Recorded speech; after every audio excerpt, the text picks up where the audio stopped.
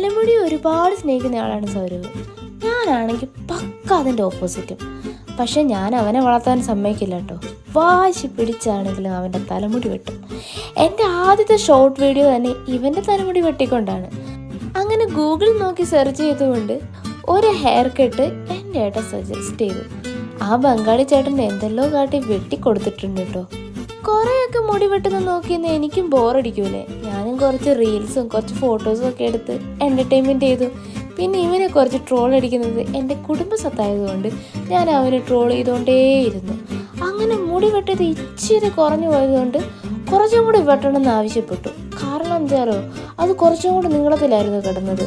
പക്ഷെ final look, he looks amazing.